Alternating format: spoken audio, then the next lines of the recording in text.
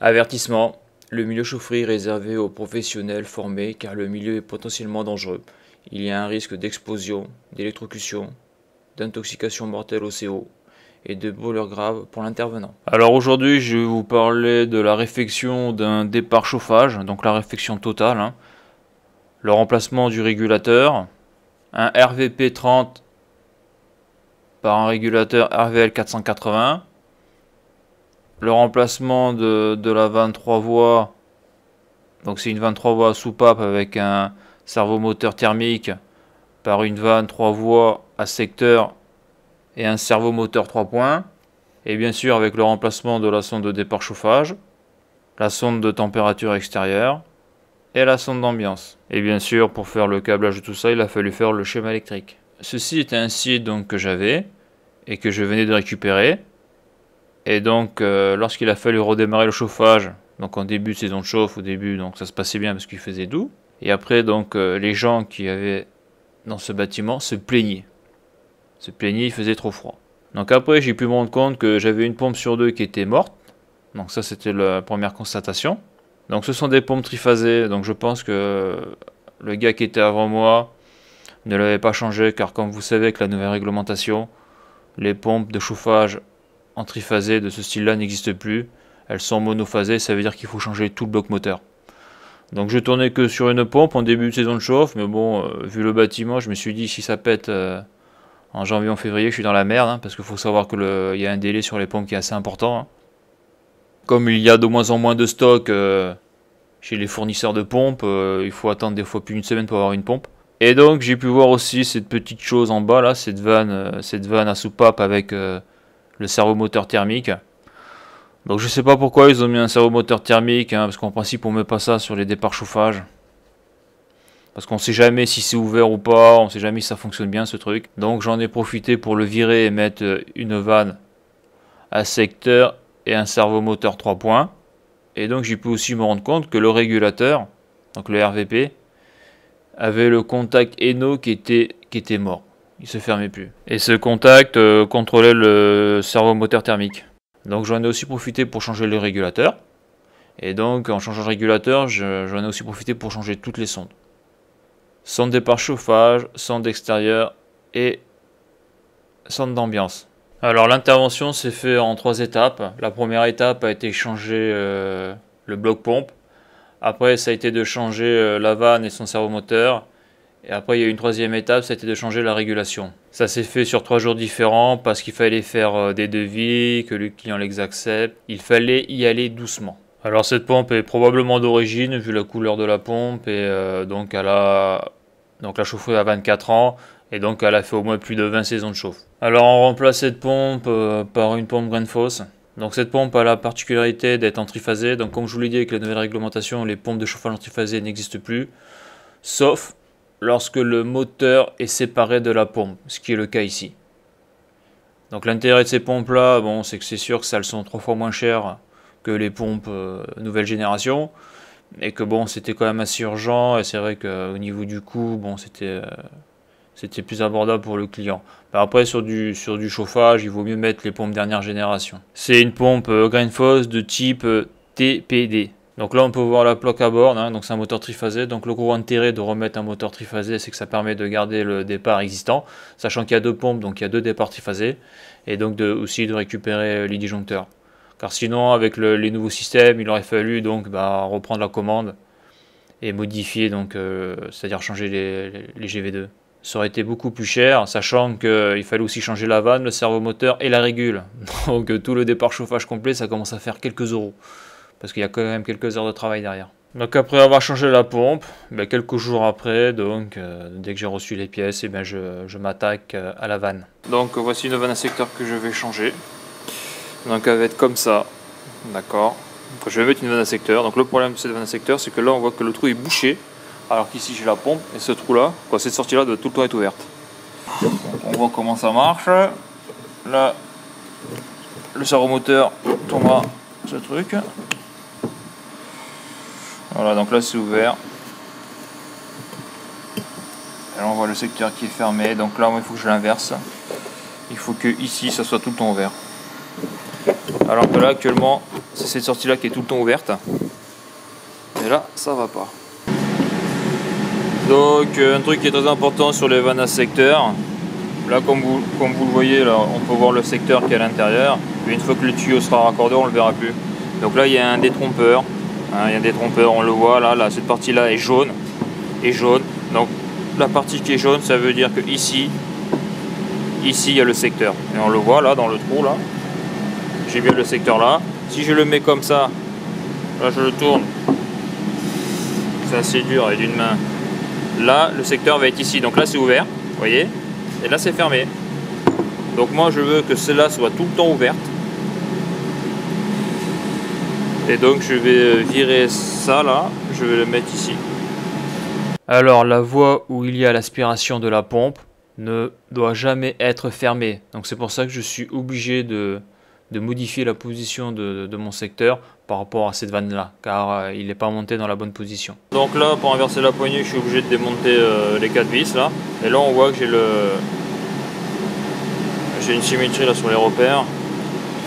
Donc voilà, donc là je vais préparer la bonne position de la poignée. Donc voilà, donc là j'ai fait l'inversion au niveau du secteur là. Donc là on voit que c'est fermé. Je suis bien en position 0. Là je vais mettre en demi-ouverture. Donc là on voit que c'est à moitié ouvert. En haut ça sera toujours ouvert. Et là sur le bypass c'est à moitié ouvert. Et lorsque je mettrai la puissance maximum, donc je serai sur 1. Donc ici c'est l'aspiration de la pompe, ça sera toujours ouvert. On le voit. Hein. Ça sera toujours ouvert ici. Là c'est ouvert à 100% et là le bypass, la voie du milieu est fermée. Donc là il est bien réglé là. Voilà. Et là on peut voir que voilà, je suis embuté ici. Hein. Vous voyez c'est bien fait ce système de poignée là. Je peux pas aller plus que ça. Alors c'est vrai qu'il y en a d'autres, on peut, une fois qu'on enlève la poignée, on peut tourner, on peut faire du 360 quoi. Donc voilà pour ça. Donc voilà, j'ai monté ma pompe Grainfoss. Donc il faut savoir que chez Grainfoss, malheureusement, les pressés toupes sont en option, donc j'ai pas les bons, je les mettrai après. Donc c'est pour ça que j'ai raccordé que celui-là de droite. Là on peut voir là où il y a les prises blanches là. J'ai voulu brancher un manneau de pompe, malheureusement le laiton, je sais pas, il était fragile, c'est de la merde, il a pété. Donc ça je vais devoir le remplacer. Là par contre, là pour changer la 23 voies, donc un secteur. Donc là on le voit ici, quand on le voit pas, je n'ai pas pris en photo en plus. Ici c'est conique. Donc pour le mettre, j'en ai chié quoi. Quand on était deux, c'est-à-dire que pour le mettre, il fallait virer la pompe pour pouvoir changer la vanne 3 voies. Parce que c'est conique, il fallait soulever les tuyaux, tout le bordel, ça a été assez difficile. Donc maintenant ce que je vais faire, c'est mettre le servomoteur. Donc le servomoteur, il y a un adaptateur qui se met ici, là, et je vais le mettre comme ça, et ça doit s'emboîter là-dedans. Donc voilà, je vais monter le servomoteur, donc SQK33.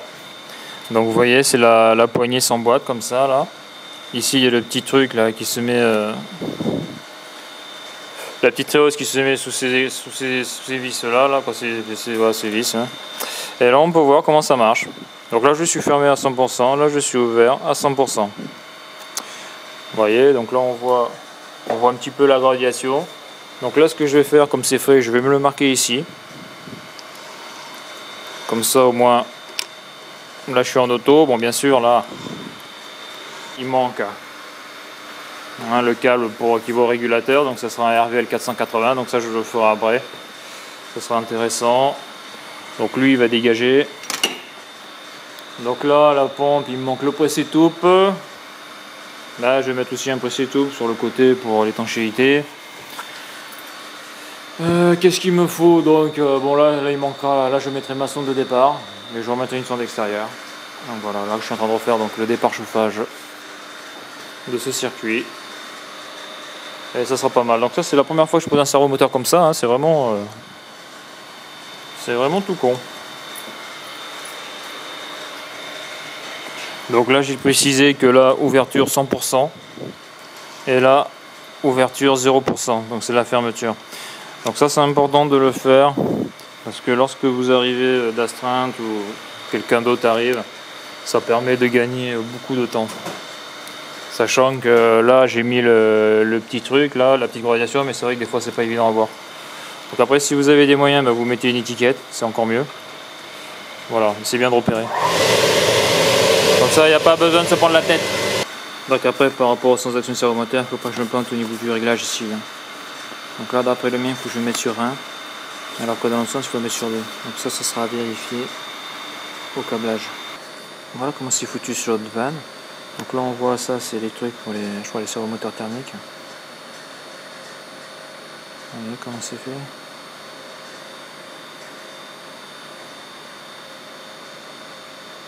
Et là on voit l'intérieur.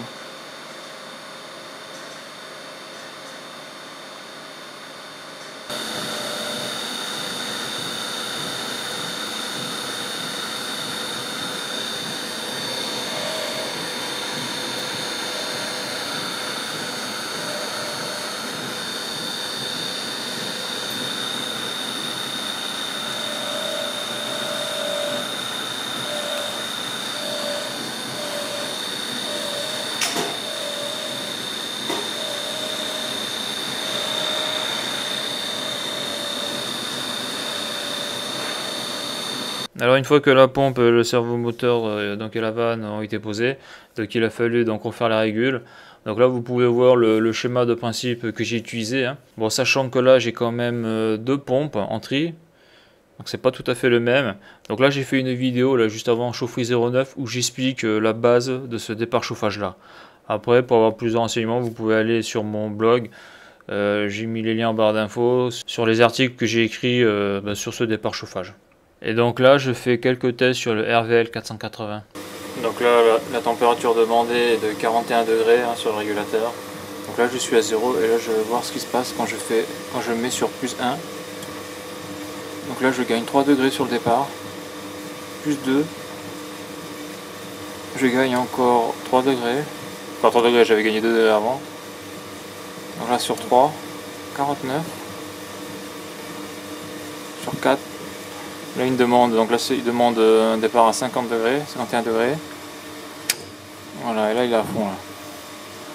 Et si je reviens sur 0, par rapport à la courbe de chauffe, il demande une consigne de 41 degrés. Moins 1, 39, donc moins 2. Si je me mets sur moins 2, encore moins 2.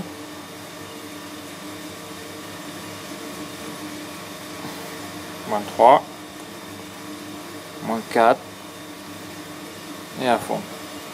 Donc, ok, donc voilà ce qui se passe lorsqu'on bouge ce bouton.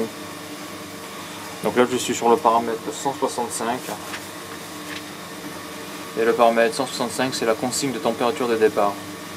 Donc c'est la consigne instantanée résultant de la température extérieure mélangée de la courbe de chauffe, du bouton de réglage et du paramètre de la ligne de commande 72. Donc là on peut voir que je fais un nœud de terre et j'ai 230 volts. Donc ça c'est parce que j'ai un transformateur de séparation, un transformateur d'isolement, et que le secondaire n'est pas relié à la terre. Le nœud du secondaire n'est pas relié à la terre et voilà ce que ça fait. C'est impressionnant. Donc là j'ai le servomoteur qui est en train de se fermer, donc nœud Y2 j'ai 230 volts, nœud Y1 j'ai 161 volts, donc ça c'est une tension un peu bâtarde, donc je sais pas si c'est vraiment la tension que je mesure. En tout cas là, nœud Y2 il se ferme. Donc il y a une tension sur Y2. Et donc là on le voit, il se ferme. Donc là on le voit, nœud Y1, là il est en train de s'ouvrir. Il est en train de s'ouvrir gentiment. Nœud Y2, 169. Donc là on le voit. Donc là on peut voir que la température extérieure est de 19 degrés. Et je vois que j'ai mis 18 en écho. Donc là il est en écho, dans en écho c'est quoi? La pompe est éteinte. Donc la 23 voie est fermée. Là on le voit, donc la 23 voies est bien fermée et surtout les deux pompes sont à l'arrêt. Donc ça permet de faire des économies au niveau électrique, au niveau des moteurs, de les arrêter, quoi. Donc là on peut voir que le régulateur est sur éco, donc la pompe est arrêtée. On peut voir que la température ici est de 18,5 degrés et que la température dans la pièce est de 17 degrés, à sonde d'ambiance. Donc là j'ai mis la température de non-chauffe à 18,5.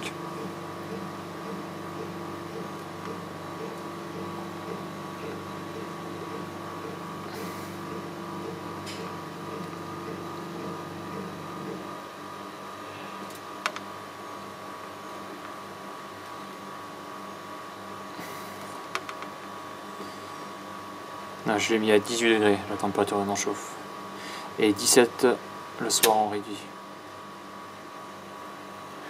Ça c'est pour faire des économies d'énergie.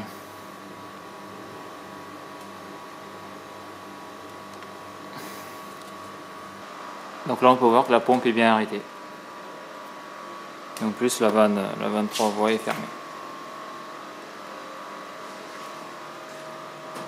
Donc un petit mot là sur la température extérieure mesurée par le RVL 480 et la température extérieure mesurée par une sonde par exemple, comme on peut le voir là sur le RLU 220, une sonde en 0,10 volts, donc une sonde qui mesure vraiment la température extérieure. Donc le RVL 480 fait des calculs et ce qui fait qu'il peut y avoir une différence de quelques degrés entre la température extérieure réelle et la température mesurée par le RVL 480. Donc ça c'est expliqué dans la documentation Siemens que je vous invite à lire. Donc là on le voit, là, le RVL 480 indique qu'il fait une température extérieure de 17 degrés. En réalité il fait que 14,5 degrés extérieurs et c'est justement leur système là, de calcul, là, leur algorithme qui fait ces trucs là justement pour éviter de mettre en marche chauffage en prenant en compte l'accumulation d'énergie qu'il y a dans les bâtiments, quoi. Alors je voulais rajouter un petit complément d'information.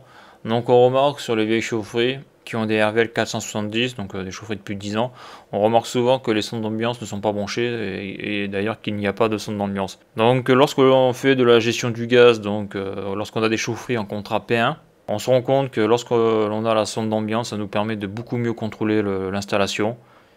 Et donc sur une saison de chauffe, de faire des économies au niveau des consommations gaz assez importantes. Donc c'est pour ça que c'est bien d'avoir une sonde d'ambiance dans un bâtiment. Donc là c'est un bâtiment tertiaire, donc placé dans un endroit, je vais dire, le plus difficile à chauffer.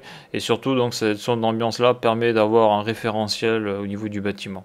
Et donc après justement ça permet de faire des ajustements au niveau de la courbe de chauffe automatiquement, c'est-à-dire de décaler la pente vers le haut, vers le bas. Donc c'est clair que sur une saison de chauffe, ça permet d'économiser pas mal de mégawattheures PCS. Donc moi c'est mon avis, mais il faut vraiment que la sonde d'ambiance soit installée. C'est un bon indicateur. Donc c'est pour ça aussi, lorsque l'on vous dit que le P1 de votre chaufferie n'est pas bon parce que vous consommez trop de gaz, bien à un moment donné, il faut voir ce qu'il y a dans la chaufferie. Donc quand vous avez des départs chauffage comme moi j'ai là, avec des régulateurs qui datent du siècle dernier, que en plus les servomoteurs décodent et que la sonde d'ambiance est HS, eh bien, il faut remettre en état le départ chauffage pour pouvoir essayer d'améliorer le P1, donc la gestion du gaz, et pour consommer moins. Donc voilà, on a pu voir un peu ce que ça pouvait être un départ chauffage classique en chaufferie. A bientôt.